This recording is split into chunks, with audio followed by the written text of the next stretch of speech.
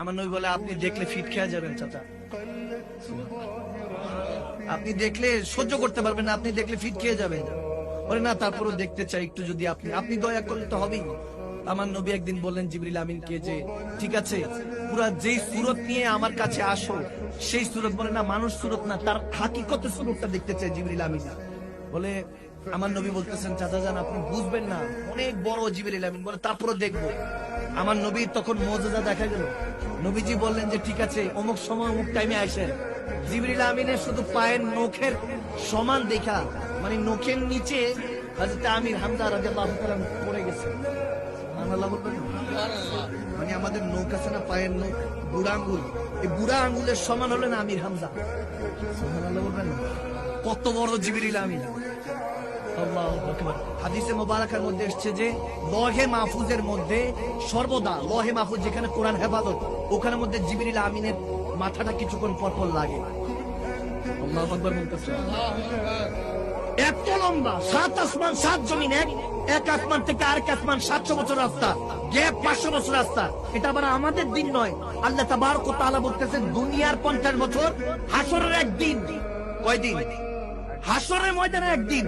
ওরকম একদিনকে 700,000 বছর করেন, 700 বছর রাস্তা করেন, 500 বছরের গ্যাপ। এরকম এক আসমান থেকে দ্বিতীয় আসমান, তৃতীয়, চতুর্থ, পঞ্চম, ষষ্ঠ, 7 আসমান 7 জমিন, 800 কুরসি, লৌহ কালাম, সিদরাতুল মুনতাহা, লৌহে মাহফুজের সেই সিদরাতুল মুনতাহার আগ পর্যন্ত লৌহে মাহফুজ, ওই জায়গা পর্যন্ত জিবরিল আমিনের কাজ কাঠি এত লম্বা। ওটা আর ভিন্ন বিষয় ফেরেশতাদেরকে নিয়ে। তো যাই হোক, জিবরিল আমিন যখন আমার নবীকে নিয়ে যাচ্ছেন, জিবরিল আমিন মেরাজ রজনীতে যাচ্ছেন আমার নবীর সাথে সাথে, ডানাটা ঝাপটাতে ঝাপটাতে। নবীজি একটু ইন্টারেস্টেড ফিল করে বলতেছে, জিবরিল এই ডানাটা কি সবসময় এভাবে মেলো? বলে ইয়া রাসূলুল্লাহ 600-700 যেই ডানা আছে এতগুলি মেলা লাগে না।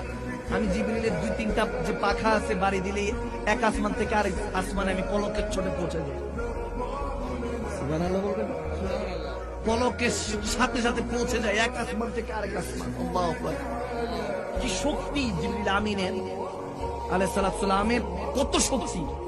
আমার নবী বলে এটা পুরো 6 থেকে 700 ডানা, কিংবা বাতিনি ভাবে 70,000 এই ডানাটা কয়বার বাড়ি দিছো?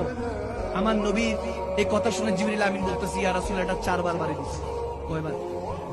সুবহানাল্লাহ বলবেন। 4 বার বাড়ি দিয়েছি। প্রথমবার কখন বাড়ি দিয়েছো? বলে আমি জান্নাতে ছিলাম, আরামে ছিলাম, চা নাস্তা হয়তো বা করতেছিল, যেটুকু করা দরকার ওগুলো করতেছিল। হঠাৎ বলতেছে, আল্লাহ ডাক দিচ্ছে, জিবরিল আমার ইউসুফকে তার ভাইরা কুয়াতে ফেলছে, পানিতে পড়ার আগে তাকে তাড়াতাড়ি ক্যাচ কর, নয়তো বা আমি ওই জাতিকে ধ্বংস করে দিব। জিবরিল আমিন বলে এই ঘটনা শুনে, এই হুকুম শুনে আমি জান্নাত থেকে 700-600 ডানা এটা বাড়ি দিয়ে সাথে সাথে এসে হযরতে ইউসুফ আলাইহিস সালামকে ক্যাচ করেছি। এখন দেখেন, আমি যদি একটু উপর থেকে মোবাইলটা ফেলি, পড়তে কয় সেকেন্ড লাগে? 3-4 সেকেন্ড। 3-4 সেকেন্ড লাগে। 1 সেকেন্ড, 1.5 সেকেন্ড, ন্যানো সেকেন্ড, মানে 2 থেকে 3 সেকেন্ডও লাগবে কিনা এখান থেকে যদি ফেলি। তাহলে ইউসুফ আলাইহিস সালাম পড়ছে, হযরত জিবরিল আমিন কোথায়? জান্নাতে। কোথায়?